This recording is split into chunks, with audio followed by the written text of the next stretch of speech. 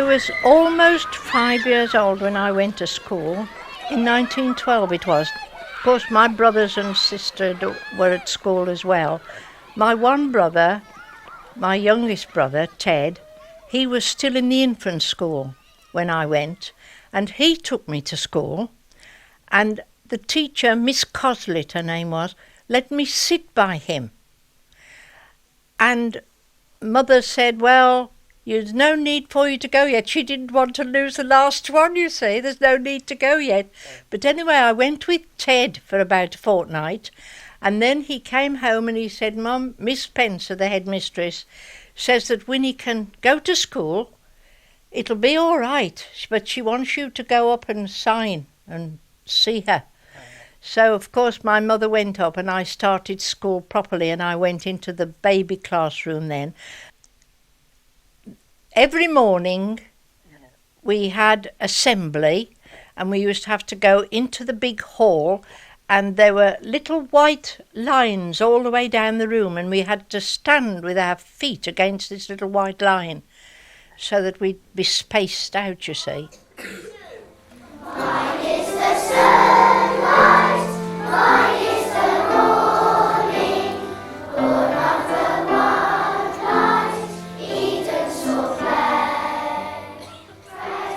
And we sang the hymns and that, the usual assembly, I suppose. And then we went into the classrooms, and the first thing we did was tables. They would start at the twice times table, twice 1 or 2, twice 2 or 4, twice 3 or 6, twice 4 or 8. And it was a case of all the children joining in, one after the other, sort of singing, almost singing it anyway. And we'd do the second times and the third times and the fourth times and the fifth times. Every morning, we never ceased to do it. We really memorised the tables. It was a case of repetition and repetition and repetition until it really went into our heads. And the same with the alphabet. A, B, C, D, E. She had us all saying the alphabet over and over and over again. And then she wrote the letters on the board, A, B, and she had a big pointer, and she'd point to A and we'd say A, and point to B and C and all that, until she got right down to Z. And then when she got to Z, she'd come backwards. Z, Y, X, W, V, U, T, S, R, Q, B, and so on, until we learned the alphabet forwards and backwards. I've often asked children if they can say the alphabet backwards, and none of them can, you know. How did you learn to write? Well, after a time, the teacher came round. We sat in little desks, 2 to a desk, and she put in front of us a tray. It was like a sponge sandwich tray, about 12 inches by 8 inches, something like that. And there was only a covering of white sand on the bottom of the tray. And she began by showing us on the board how to write an A. I mean, it wasn't a case of just drawing a rough ring and putting a stroke down. It was up, down, round, so that you built the letter absolutely properly, you see. The B, B, round and down and round. It all had to flow, you see. When she'd done it up on the board and showed us how to do it round, we had to do the A in the sand tray, and she'd say, do another. And by this time, she was in the classroom in front of us looking, watching how we wrote it. And she wasn't satisfied until every child could write it properly. And then we began by doing odd words. She'd say d, ah, g, this way, you see. And lots of things that to make us remember, like the I. She'd say, now, I. It's a little man with his hat blown off. See? And then M's were bridges, you see, 3 bridge and 2 bridge. And all sorts of things like that, which made us remember the different letters, you see. And we had this until we could write the letters properly with our finger. And then we had slates and slate pencils, and we had to do them with the slate pencil on the slate. As soon as you left the infant school, you divided. The boys went into the boys' school and the girls went into the girls' school. And we never saw the boys. I can't remember one thing that we ever did together, boys and girls, all the while I was at school. It was always separate. There was a great high wall down the centre of the playground, and the boys were one side and the girls were the other.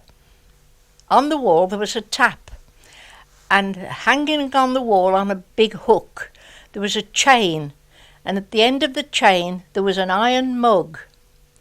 Now, looking back, thousands and thousands of children must have drunk out of that mug.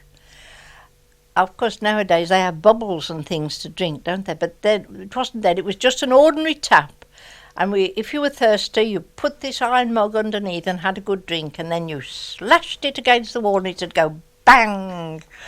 Everybody, you could always hear if somebody had a drink, they would bash it. It never seemed to do the mug any harm at all, the iron mug. But that everybody had used that mug on the wall.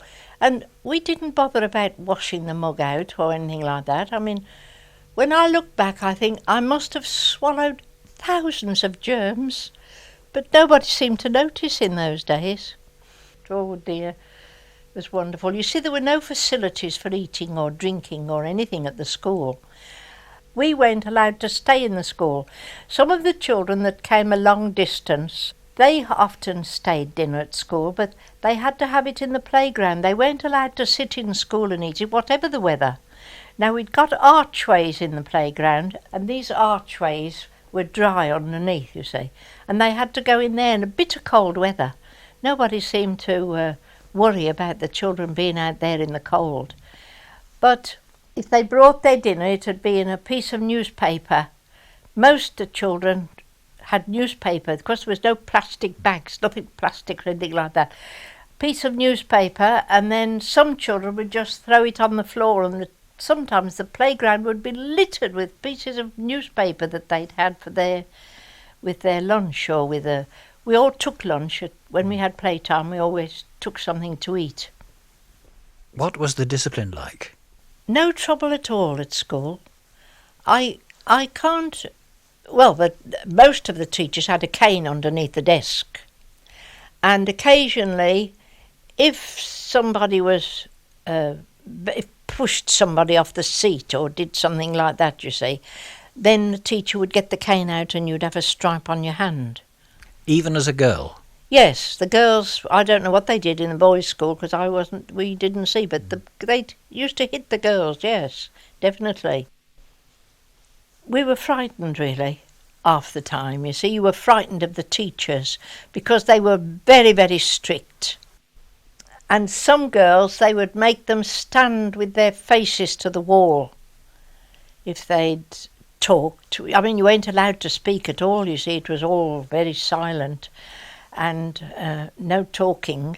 But they didn't hit us an awful lot, really. I mean, the teachers had canes and you knew they were there. But I wouldn't say that they used them an awful lot.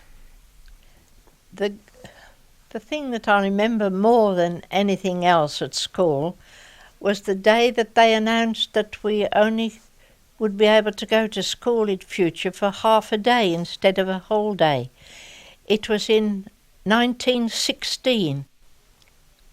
When they found that they weren't going to have enough room to put the wounded into hospitals, they decided that they would look about for different buildings, which they did. And some of the buildings they began to look at were the schools.